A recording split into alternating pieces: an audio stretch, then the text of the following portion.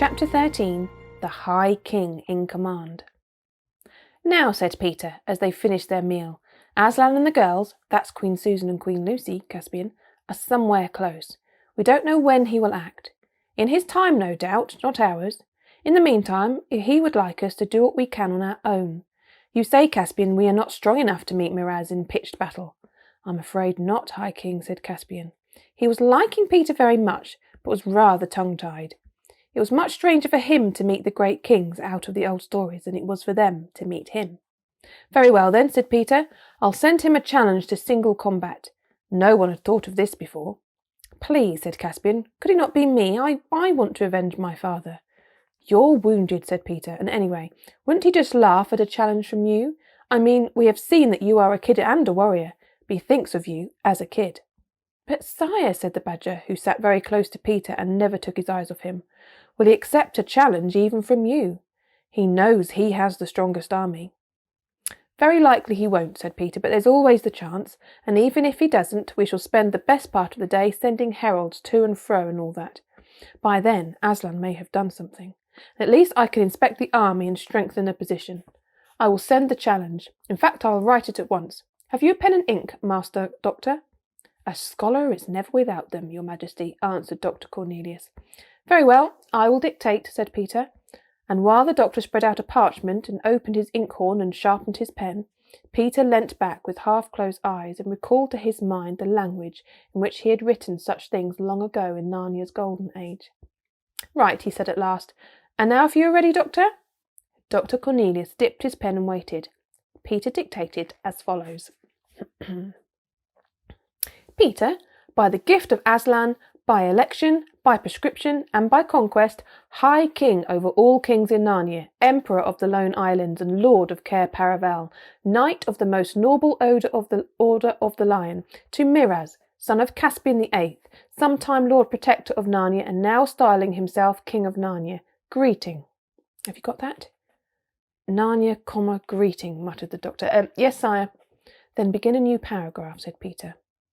"For to prevent the effusion of blood, and for the avoiding all other inconveniences likely to grow from the wars now levied in our realm of Narnia, it is our pleasure to adventure our royal person on behalf of our trusty and well-beloved Caspian in clean wager of battle to prove upon your lordship's body that the said Caspian is lawful king under us in Narnia, both by our gift and by the laws of the Telmarines, and your lordship twice guilty of treachery, both in withholding the dominion of Narnia from the said Caspian, and in the most abominable, don't forget to spell it with an H, Doctor, bloody and unnatural murder of your kingly lord and brother King Caspian, ninth of that name. Wherefore we must heartily provoke challenge and defy your lordship to the said combat and monogamy, and have sent these letters by the hand of our well-beloved and royal brother Edmund, sometime king under us in Narnia, Duke of Lantern Waste and Count of the Western March, Knight of the Noble Order of the Table, to whom we have given full power of determining with your lordship all the conditions of the said battle. Given at our lodging in Aslan's Howe, this 12th day of the month Greenruth in the first year of Caspian 10th of Narnia." "That ought to do," said Peter, drawing a deep breath. "And now we must send two others with King Edmund. I think the giant ought to be one." He's not very clever, you know," said Caspian. "Of course not," said Peter, "but any giant looks impressive if only he will keep quiet, and it will cheer him up. But who for the other?" "Upon my word," said Trumpkin, "if you want someone who can kill with looks, Reepicheep would be the best." "He would indeed, from all I hear," said Peter with a laugh. "If only he wasn't small. They wouldn't even see him till he was close." "Send Glenstorm, sire," said Trufflehunter. "No one ever laughs at a centaur." An hour later, two great lords in the army of Miraz, the Lord Glozelle and the Lord Caspian, strolling along their lines and picking their teeth after breakfast, looked up and saw coming down to them from the wood the centaur and the giant Wimblewether, whom they had seen before in battle, and between them a figure they could not recognise. Nor indeed would the other boys at Edmund's school have recognised him if they could have seen him at that moment, for Aslan had breathed on him at their meeting, and a kind of greatness hung about him. "What's to do?" said the Lord Glozelle. "An attack?" "A parley, rather," said Sir Caspian. "See, they carry green branches. They are coming to surrender, most likely." He that is walking between the centaur and the giant has no look of surrender in his face, said Glozelle. Who can he be? It is not the boy Caspian. No, indeed, said Sir Caspian. This is a fell warrior, I warrant you. Wherever the rebels have got him from, he is, in your lordship's private ear, a kinglier man than ever Miraz was, and what mail he wears! None of our smiths can make the like. I'll wager my dappled pomley he brings a challenge, not a surrender, said Glozelle. How then, said Sir Caspian. We hold the enemy in our fist here. Miraz would never be so harebrained as to throw away his advantage on a combat. He might be brought to it, said Glozelle in a much lower voice. Softly, said Sir Caspian. Step a little aside here, out of earshot of these sentries. Now, have I taken your lordship's meaning all right? If the king undertook wager of battle, whispered Glozelle, why, he would either kill or be killed. So, said Sir Caspian, nodding his head. And if he killed, we should have won this war? Certainly. And if not? Why, if not, we should be as able to win it without the king's grace as with him. For I need not tell your lordship that Miraz is no very great captain, and after that we should be both victorious and kingless. And it is your meaning, my lord, that you and I could hold this land quite as conveniently without a king as with one? Glozelle's face grew ugly. Not forgetting, said he, that it was we who first put him on the throne, and in all the years that he has enjoyed it, what fruits have come our way? What gratitude has he shown us? Say no more, answered Sir Caspian. But look, here comes one to fetch us to the king's tent. When they reached Miraz's tent, they saw Edmund and his two companions seated outside it, and being entertained with cakes and wine, having already delivered the challenge, and withdrawn while the king was considering it. When they saw them thus at close quarters, the two Telmarine lords thought all three of them very alarming. Inside they found Miraz, unarmed and finishing his breakfast. His face was flushed, and there was a scowl on his brow. There, he growled, flinging the parchment across the table to them. See what a pack of nursery tales our jackanapes of a nephew has sent us. By your leave, sire, said Glozelle, if the young warrior whom we have just seen outside is the King Edmund mentioned in the writing, then I would not call him a nursery tale, but a very dangerous knight. King Edmund? Ha!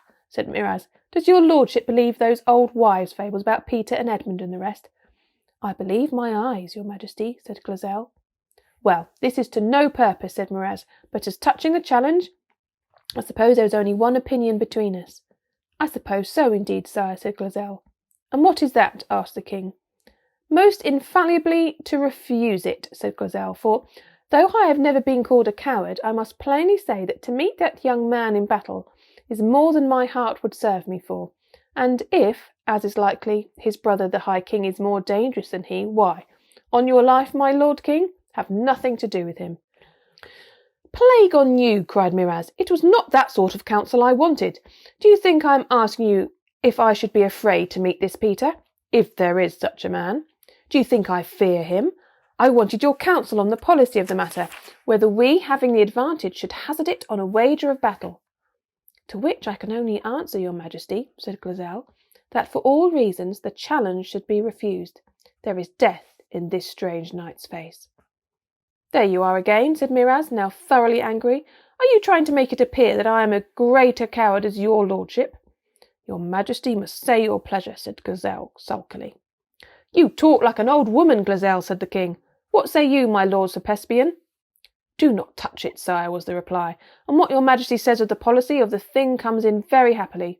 It gives your majesty excellent grounds for a refusal without any cause for questioning your majesty's honour or courage. Great heaven! Exclaimed Miraz, jumping to his feet. Are you also bewitched today? Do you think I am looking for grounds to refuse it? You might as well call me coward to my face. The conversation was going exactly as the two lords wished, so they said nothing. I see what it is, said Miraz, after staring at them as if his eyes would start out of his head. You are as lily-livered as hares yourselves, and have the effrontery to imagine my heart after likeness of yours. Grounds for refusal, indeed. Excuses for not fighting. Are you soldiers? Are you Telmarines? Are you men? And if I do refuse it, as all good reasons of captaincy and martial policy urge me to do, you will think and teach others to think, I was afraid. Is it not so?" "No man of your Majesty's age," said Glozelle, "would be called coward by any wise soldier for refusing the combat with a great warrior in the flower of his youth." "So I'm to be a dotard with one foot in the grave as well as a dastard," roared Miraz.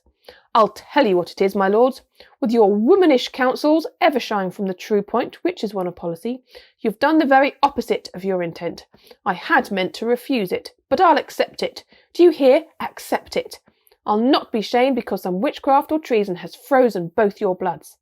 "We beseech your Majesty," said Glozelle.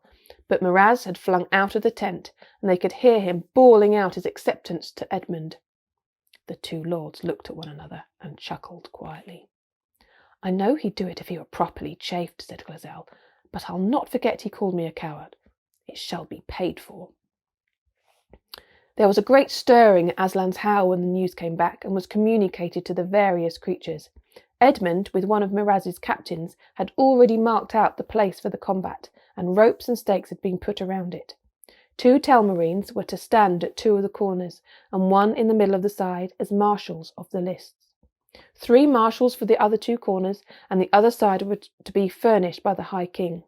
Peter was just explaining to Caspian that he could not be one, because his right to the throne was what they were fighting about, when suddenly a thick, sleepy voice said, "Your Majesty, please."